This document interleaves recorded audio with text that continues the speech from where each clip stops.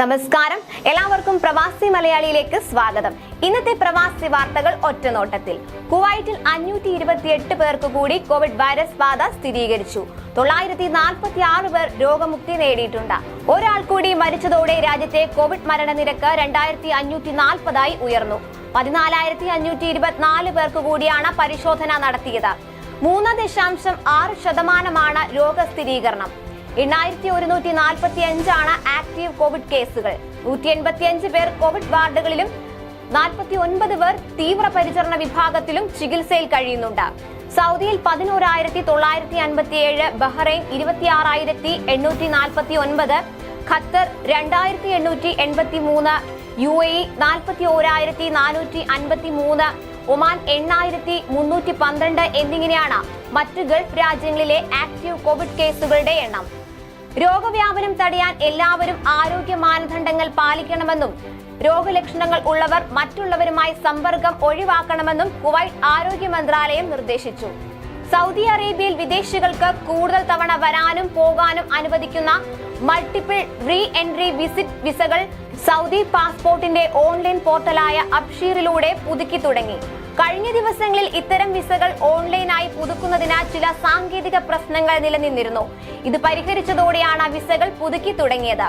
2 വർഷം വരെ കാലാവധിയുള്ള multiple re entry visit visa എടുത്ത് സൗദിയിലെത്തുന്നവർക്ക് ഓരോ 3 മാസം കൂടുമ്പോഴും വീണ്ടും അടുത്ത 3 മാസത്തേക്ക് വിസ പുതുക്കുന്നതിന് സൗകര്യമുണ്ടായിരുന്നു. Lulu group chairman MA Yusuf Ali Saudi അറേബ്യയിലെ കിഴക്കൻ മേഖലാ ഗവർണർ സൗദ് ബിൻ നായിഫ് രാജകുമാരനുമായി കൂടിക്കാഴ്ച നടത്തി. ദമാമിലെ ഗവർണറുടെ കാര്യാലയത്തിലായിരുന്നു കൂടിക്കാഴ്ച.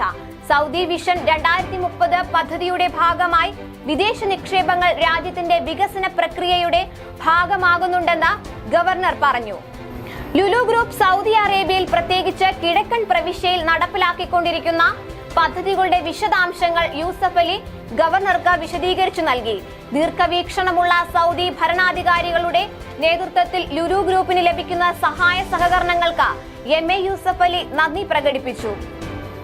Lulu Saudi director Shehi Muhammad, Dammam regional director Abdul Basheer എന്നിവരും സംബന്ധിച്ചു.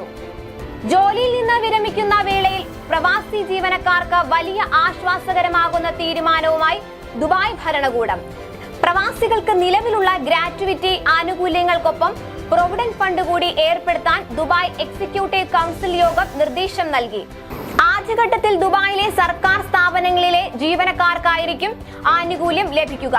ഇതിനുശേഷമായിരിക്കും സ്വകാര്യ മേഖലയിലെ ജീവനക്കാർക്കും പദ്ധതി നടപ്പിലാക്കുക.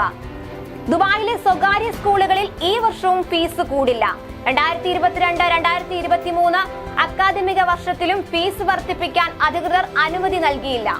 തുടർച്ചയായ 3-ാം വർഷമാണ് ദുബായിൽ സ്കൂൾ ഫീസ് വർദ്ധിക്കാതെ തുടരുന്നത്.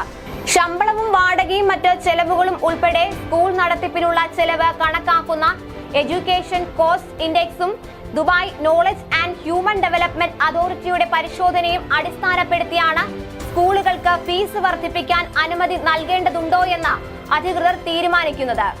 വ്യാഴാഴ്ച വൈകുന്നേരം മുതൽ മാർച്ച് 6 ഞായറാഴ്ച വരെ സുൽത്താൻ ഖാബൂസ് സ്ട്രീറ്റ് ഭാഗികമായി അടയ്ക്കുമെന്ന് മസ്കറ്റ് നഗരസഭയുടെ മുന്നറിയിപ്പ്. റോഡിന്റെ അറ്റകുറ്റപ്പണികൾക്കായിട്ടാണ് റോഡ് അടയ്ക്കുന്നത്. മാവലെ പാലം മുതൽ അൽ സഹവ ടവർ വരെയുള്ള ഭാഗത്താണ് അറ്റകുറ്റപ്പണികൾ നടത്തുക.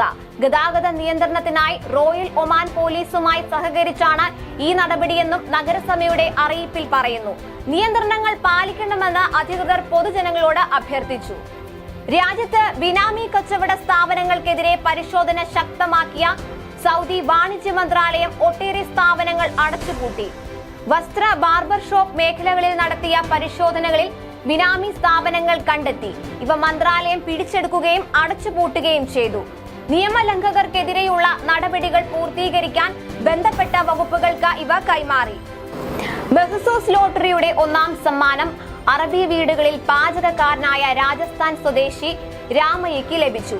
2.5 കോടിയിലേറെ രൂപയാണ് സമ്മാനത്തുക. മാസത്തിൽ 2 തവണയെങ്കിലും ലോട്ടറി എടുക്കുന്ന രാമയ്യയ്ക്ക് ആദ്യമായാണ് സമ്മാനം ലഭിക്കുന്നത്. 12 വർഷമായി ദുബായിൽ വിവിധ അറബി വീടുകളിൽ പാചകക്കാരനാണ് ഇദ്ദേഹം. ഭാര്യയും 5 മക്കളും മാതാപിതാക്കൾക്കൊപ്പം രാജസ്ഥാനിലാണ്. ഭാവിയിൽ സാധിച്ചാൽ ഒരു ഹോട്ടൽ തുടങ്ങാനും പദ്ധതിയുണ്ട്. ചെറുതും വലുതുമായ സംരംഭങ്ങൾ തുടങ്ങാൻ ഇന്ത്യൻ നിക്ഷേപകർക്ക് ഇളവുകളോടെ അവസരമൊരുക്കുമെന്ന് ഷാർജ.